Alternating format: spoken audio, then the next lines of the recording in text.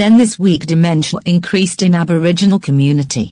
Onset, but a few years, 5, 10 years, perhaps, younger. Onset, still the majority. Don't get it till they're ready and over, but nonetheless, compared to the non-Indigenous community is 3 or 4 times as well as being at a younger age. That's correct. So the question is, why? And you've put it down to chart. One reason being childhood stress. It's obviously going to be mixed and multiple factors, but we think that childhood adversity, trauma and stress reduces the ability of the brain to deal with information. It causes an induced attention deficit disorder. Kids can't concentrate, they don't go to school.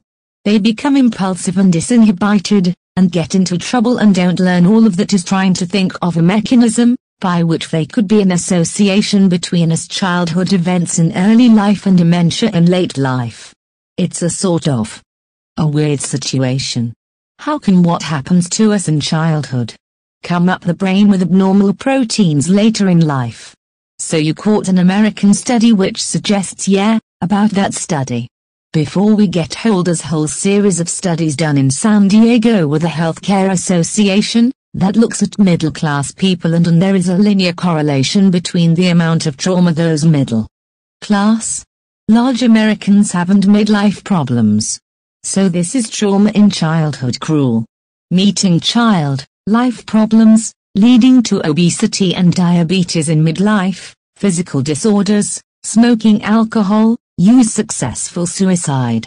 All these things have been clearly linked to adverse childhood events, controlling for other factors, like education, income, direct, great walking, and all that.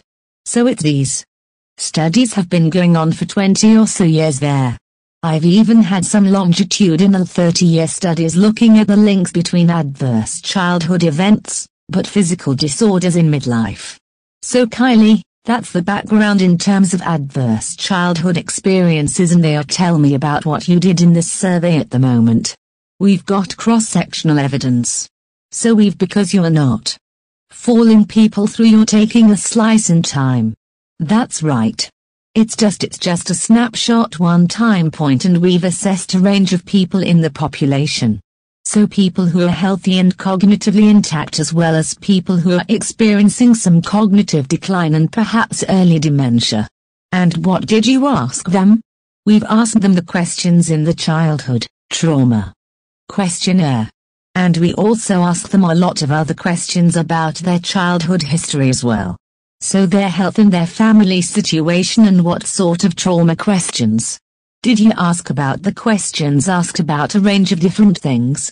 Particular asks about experiences of physical violence or sexual abuse, as well as emotional neglect, whether you had a loving sort of protective family environment or whether you've had an absence of those types of things in your upbringing. It also asks about things that are more associated with, I guess, socioeconomic adversity, like not having enough food to eat or not having anyone to take you to the doctor if you are sick or need care. And what did you find? We found a significant association between the scores on that measure. So higher scores indicating high levels of trauma and a diagnosis of dementia in late life. Do you think, Tony, that's a direct relationship, or it goes via something else?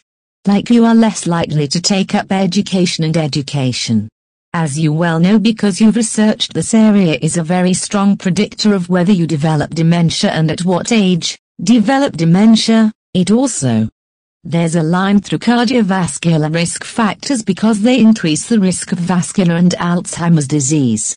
So is it direct on the brain or via another risk factor at you think? If this is a cause and effect relationship, there are two hypotheses where it is quite likely to be a direct relationship. So that what you actually do is inhibit growth of the brain. When I say direct, it's probably compounded by the poor educational outcomes that are the result of childhood abuse, and of brains that have frontal deficits due to trauma, not physical trauma, but psychological trauma. PTSD, post-traumatic stress disorder, has been well shown to cause structural brain effects and inattention and impulsivity. We think that could be the direct path, and that these people have networks that are damaged by child in your organization called Roman neural networks. But we also think that it's life to the contribute through midlife risk factors that are increased things that we know are lucky to produce dementia midlife, such as alcohol, smoking and vascular disease. So Kylie. And finally, what do we do with this information? We need to understand this process